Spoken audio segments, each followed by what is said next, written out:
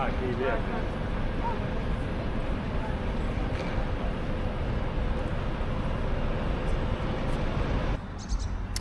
you ever thought to yourself, I'd really like to take the coach from London to the furthest point west in England? No? Well, I have, and that's why I'm here this morning at London Victoria Coach Station, inevitably to take the National Express Service 503 all the way from here to Penzance in Cornwall. Journey time of 8 hours and 15 minutes, scheduled to depart here at 11 o'clock in the AM and arriving in Penzance at 19:15 in the PM. Quite convenient travel times actually these. What's it like? Well, I've never done this particular route before. I know what to expect from National Express, of course, but yeah, we'll head on down to the coach station, we'll get on board, and I will catch you in a bit.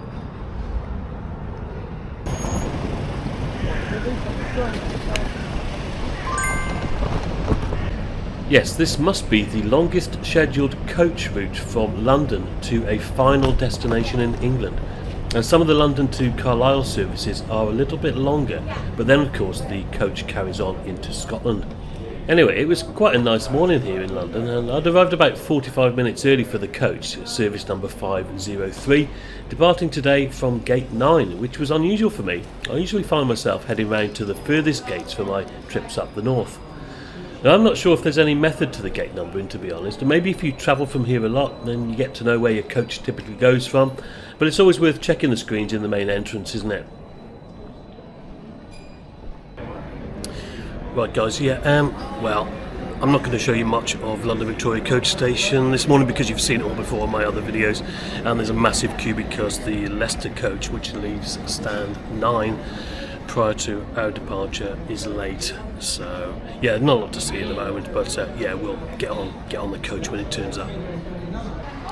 Yes, I've covered the coach station in more detail in my previous videos, but here we were at gate 9 after the Leicester coach had departed, and as you can see, it was fairly quiet prior to our coach arriving. At 10:48 we were called to board and we made our way onto the vehicle, BV72 XFP, a 2-year-old Scania Kitano Levant 3 K410 EB6 operated by Edwards Coaches of Bristol. Now, checking our tickets was driver Owen, who would be taking us down as far as Sedgemoor services on the M5. He gave a friendly welcome and sorted out everyone's luggage, which was really helpful actually. And first impressions were good, yeah, very clean, a bright coach with comfortable looking seats. I fussed about for a bit trying to decide where to sit, and I finally decided on row 6 on the right hand side. It didn't look particularly busy anyway at this point, so I wasn't overly concerned that anyone would be sitting next to me. Okay, so yeah, on board the National Express 503 service to Penzance.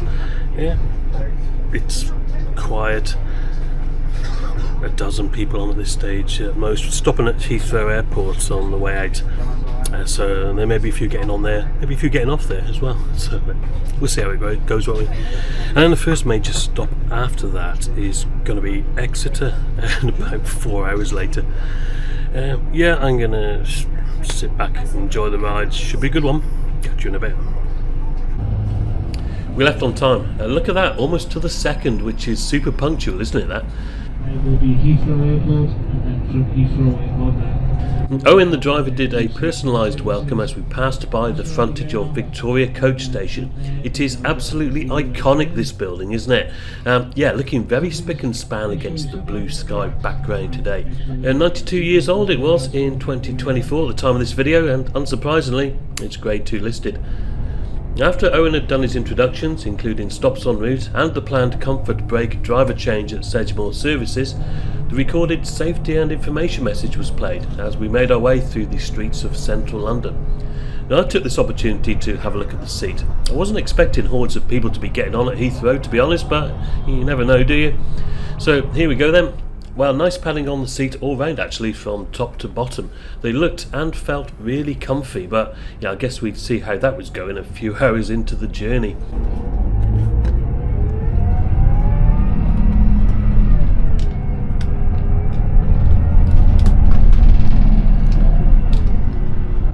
Retractable armrests up the aisle side and between the seats, And we have double USB sockets here, a flip down table, grab handles on the seat sides, and a pouch for your stuff underneath.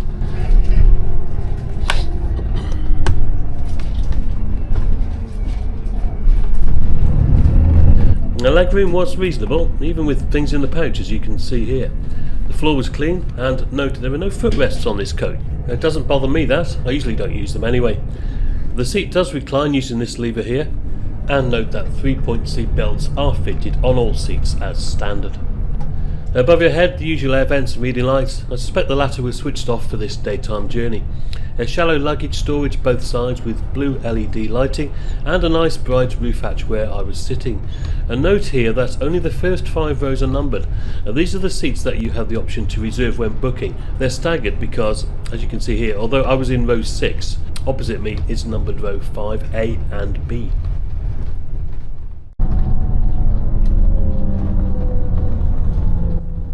We turned off the M4 and headed down Tunnel Road East, passing the iconic Emirates A380 roundabout, as you always do when heading for Heathrow Terminals 2 and 3.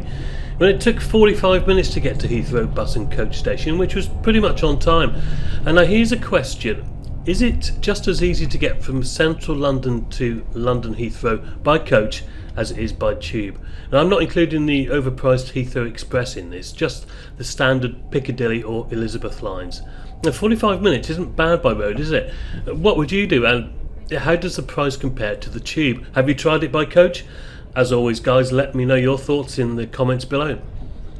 Now, 3 people got off here and 7 boarded. And as I said before, the front 5 rows are numbered and bookable in advance, but people were just sitting anywhere in this area, and that did cause some confusion with the people who had paid their money to reserve seats. Now, at the time of this video, prices for reserving a seat were £2 or £3 depending on where you were sat. Personally, I think it's only worth it if you can get seat 2A. You know, that's the one with the unlimited legroom and the front window views. And it was already booked out for this journey, so yeah, I decided to just sit in the general seat, which was fine. Now, maybe I should stop going on about seat 2A. It's obviously become quite popular. Anyway, as you can see, we were soon back on the M4 heading west. We left Heathrow at 11:55, which was 5 minutes late, but that was more because we had waited for a couple of late passengers than anything else, and they were lucky, to be honest. And just past Cheveley we hit our first roadworks, though they didn't last long, and by 12:30 we'd made it as far as Reading. And then we passed the 500-foot high Membury transmitting station. That's worth looking out for. It was constructed in 1965 to bring independent television programmes to the South Midlands. And then we stopped at Moto Lee Delamere Services because Owen needed the loo. He did tell everyone to stay on the coach as he'd only be 2 minutes, but yeah, inevitably someone got off for a cigarette. Now, fair dues though, Owen got back on and he asked if everybody was enjoying the journey. We were, and he got a suitably positive response from all on board.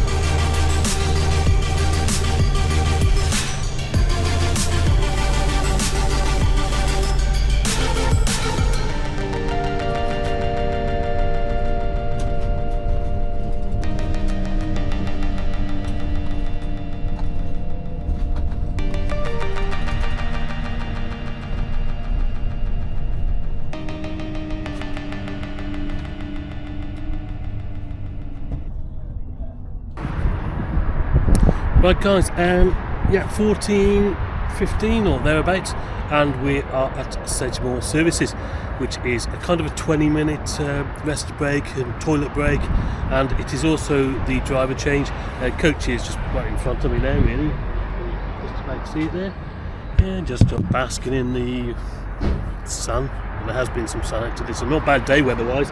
And yeah, the journey so far, pretty good. It's a long way to go yet still, but yeah, nice coach, nice and clean, tidy, everything works, which is really important, isn't it? Anyway, we've got about 20 minutes here. I got my Costa and I've got some cake. I've also got some provisions on the coach for the remainder of the journey, because I've still got, well, just under 5 hours to go yet. Everything goes to plan. Yeah, I might swap sides as well, and so just to give you a bit of a different perspective of the journey. So yeah, I'll catch you back on the coach. I made my way back onto the coach, which was parked up by the bins here, to meet our new driver Scott, who would be taking us all the way down to Penzance. We rejoined the M5 and headed down through Somerset towards Exeter. Now, as I said, I swapped sides for a bit to give a different perspective of the journey, but to be honest, I didn't think there was that much to see. Plenty of lorries on the road, but yeah, this part was fairly flat and uneventful for me. Now, I decided to try out the Wi-Fi, which I found quickly enough, and yeah, followed the instructions. Well, it said I was connected, but nothing happened. I was just about to give up when the little Wi-Fi icon appeared on the screen. It was very slow though. YouTube, yeah, not really worth it. You only get 40 megabytes anyway, apparently. Social media photos did load up after a while, but yeah, all in all, I guess it could be useful for minor tasks maybe. And it did work, albeit slowly, but yeah, I would recommend using your 4G, 5G signal instead if you have enough data on it. 1500 hours, 4 hours in, we were just passing Taunton. And I'll tell you what, it gives you some perspective on how far west we're going when you realise that Taunton is the county town of Somerset, and we're not even halfway through the journey yet. We reached Exeter Honiton Road at 15:30, 5 minutes early. 4 passengers got off here. It's like a kind of a park and ride stop. Nobody got on. The stop after this one is Exeter City Centre.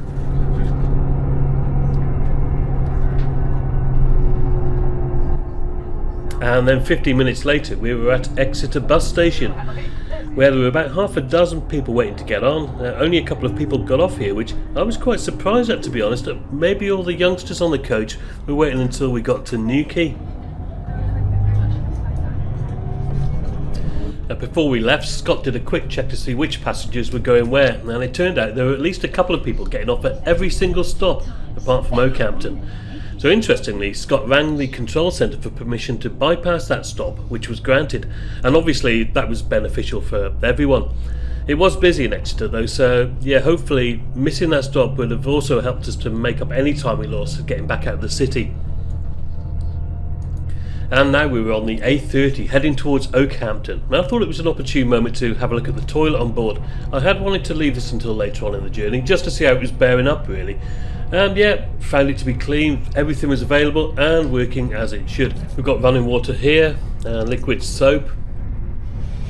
The hand dryer worked, and the bin was clean. Yeah, the toilet was good, flush button here, yeah, absolutely fine. The toilet on this coach was no problem at all.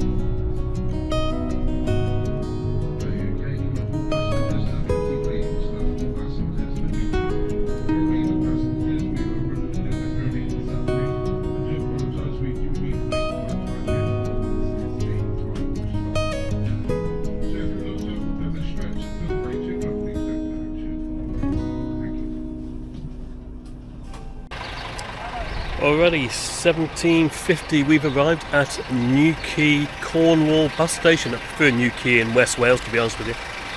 Oh yeah, a little bit ahead of schedule. It is a time stop, as the driver said, so we have got to wait until our departure time. But yeah, it's blue sky. The sun is out, the late afternoon sun. Probably not a long time in the sky now before that disappears for the evening. And it gets a little bit darker, but yeah, hopefully we can get into Penzance on time, if not a little bit early. But yeah, overall, not too bad. We've got, about an hour and a quarter to run after this, haven't we? So yeah, I'm going to nip back on the coach and yeah, let's go.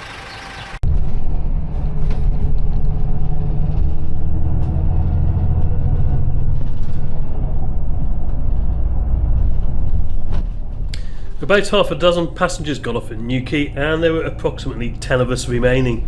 We left on time with the occasional glimpse of the sea between the buildings here. And what do you think of Newquay, Cornwall? The best bit for me was as we made our way out past the River Gannel here.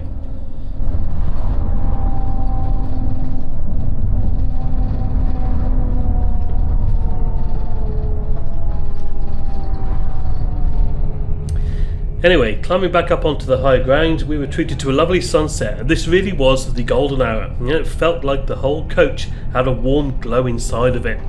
And we followed behind a tractor for what seemed like miles.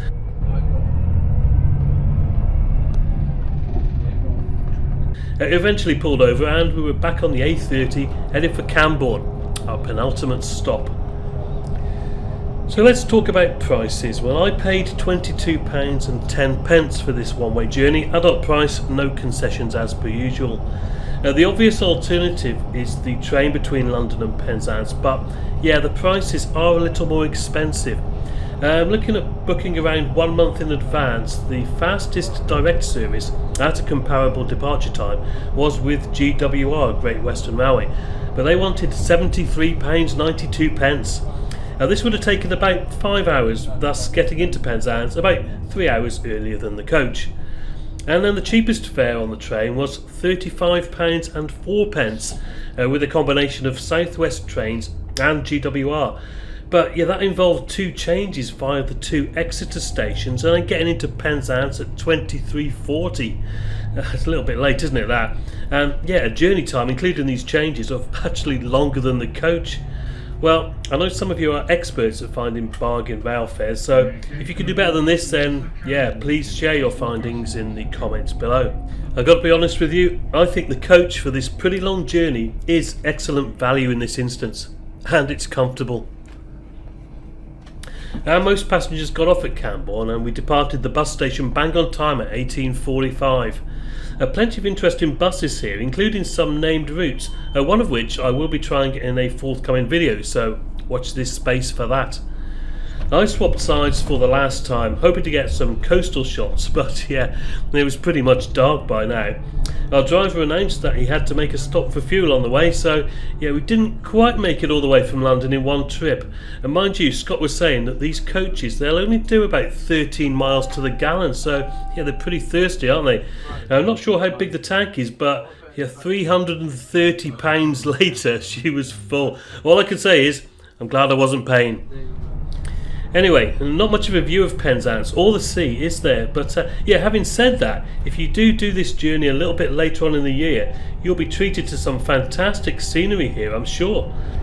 Okay, folks, final stop, Penzance. That's the final stop, Penzance. Now, we pulled into Penzance bus station at 19:22 in the end, just 7 minutes late, and that was only because of the fuel stop. We would have been early otherwise, and I thought that was pretty impressive for an 8-hour plus journey. And yeah, in all honesty, I'd had a really comfortable ride.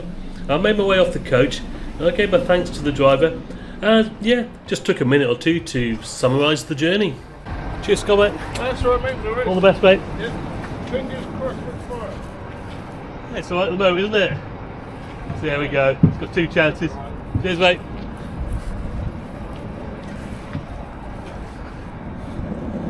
Right guys, yeah, Penzance, yeah, a few minutes late in the end, but Scott, the driver there, really nice guy actually, total professional as well. Yeah, he had to stop for fuel, so didn't quite make it with the tag that we had, but yeah, that's fine, isn't it? A great little journey, and well, not so much of the little, was it? It's over 8 hours, but yeah, it was comfortable, the scenery was good. Absolutely no issues at all. I mean, the coaches are really well looked after, Edwards coaches, and yeah, a real credit actually to the company. Like I said, both drivers were great. Anyway, it may be the calm before the storm tonight, because I am off on another adventure in the morning, but yeah, it's supposed to be pretty windy. In the meantime, I've got to head to my hotel now, which is fortunately only about 100 yards up the road. So thank you very much for watching. I shall catch you on another adventure soon, hopefully, and until then guys, cheers for now.